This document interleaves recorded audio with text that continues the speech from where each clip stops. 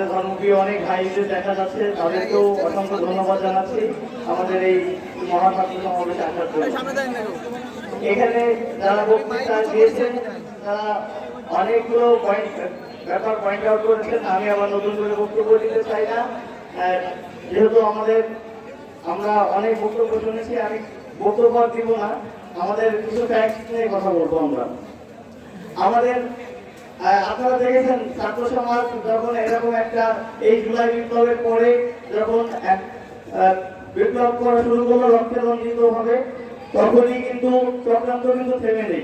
আমাদের এই অবদানকে, আমাদের এই আত্মত্যাগকে ম্লান করে দিতে একটা কুচক্রী মহল কিন্তু সবসময় চেষ্টা চালিয়ে যাচ্ছে।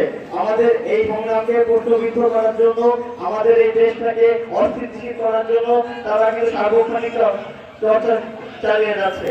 আমরা ছাত্র সমাজ এবং আমাদের এই ছাত্র সমাজ সবাই কিন্তু এই ব্যাপারটা বুঝছি। বন্ধুগণ,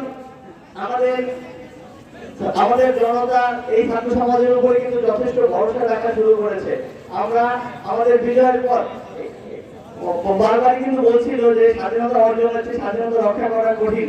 আমরা যারা রাজপথে ছিলাম তারা এখন বুঝছি আসলেই কঠিন। আমাদের এই সংগ্রামটাকে আরো চালিয়ে নেওয়ার জন্য আমাদের আরো অনেক কাজ করতে হবে। বন্ধুগণ, মাসুম ভাই আমাদের বলেছিলেন যশোর দুর্নীতিমুক্ত প্রথম জেলা হিসেবে আমরা ঘোষণা করতে চাই। আমাদের যশোরের যে শিক্ষার্থীরা আছেন, শিক্ষার্থীরা এবং ছাত্র জনতা একসঙ্গে মিলে আমরা যশোরের সকল রকম দুর্নীতিকে আমরা রুখে দেবো, এই আশা আমরা রাখি। যশোরের সকল সিন্ডিকেট ভেঙে দিতে চাই। আপনারা আমাদের পাশে থাকবেন তো? আমরা যশোরের সকল সরকারি অফিসে আমরা দুর্নীতির যে আঁকড়াগুলো আছে সেগুলোকে ভেঙে দিতে চাই। সকল দুর্নীতিবাদ কর্মকর্তাদের সাবধান করে দিতে চাই। যশোরের ছাত্র সমাজ কিন্তু জেগেছে, আপনাদের কিন্তু খবর আছে, আপনাদের খবর আছে।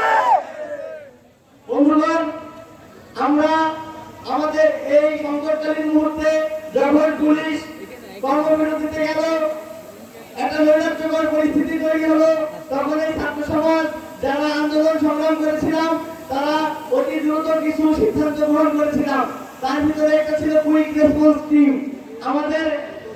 আমাদের বাইকের গ্রুপ সহ আরো অনেকগুলো গ্রুপ মিলে আমাদের শহরে যারা একসময় মোটরসাইকেল নিয়ে দাঁড়িয়ে বেড়াতো সেই ছাত্ররাই কিন্তু এখন আমাদের এই সংখ্যালঘু সম্প্রদায়ের, তারপরে বিভিন্ন যেখানে যেখানে সহিংসতা হচ্ছে সেখানে ছুটে গিয়েছে। বন্ধুগণ, আপনারা আরো জানেন আমাদের মেডিকেল টিমে প্রায় 20 জন সদস্য বিশিষ্ট একটা মেডিকেল টিম সবসময় সার্বক্ষণিক আমাদের সদর হাসপাতালে কিন্তু ইন্সপেকশন করে যাচ্ছে। সেখানে বিভিন্ন রকম অসঙ্গতি তারা তুলে ধরেছে। বন্ধুগণ, বাজার মনিটরিংয়ে কিন্তু আমাদের একটা টিম সবসময় কাজ করে যাচ্ছে। ট্রাফিকে আপনারা দেখেছেন, ট্রাফিকে আমরা কাজ করেছি যখন ট্রাফিক পুলিশ তাদের কর্মবিরতি দিচ্ছিল। তারপর যখন ট্রাফিক পুলিশ আবার রাস্তায় নেমে আসে তখন এই ছাত্র সমাজ কিন্তু ফুল দিয়ে তাদের স্বাগত জানিয়েছে। বন্ধুগণ, আমরা ক্লিন সিটির উদ্যোগ নিয়েছি এবং দেখবেন যশোর শহরে এখন ময়লার পরিমাণ খুবই কম। আমরা পৌরসভাকে সবসময় চার্জ করে যাচ্ছি আপনারা যেন কোনো ময়লা এখানে প্রত্যেকটা সময় প্রতিদিন যেন ময়লাগুলা ডিসপোজ করে দেওয়া হয়। এছাড়াও আপনারা দেখছেন আমাদের যশোর শহরে প্রত্যেকটা দেওয়াল বিভিন্ন রঙে আমাদের প্রতিবাদের ভাষায় রঙিন হয়ে উঠেছে। আপনারা কি আমাদেরকে স্বপ্ন দেখতে পাচ্ছেন?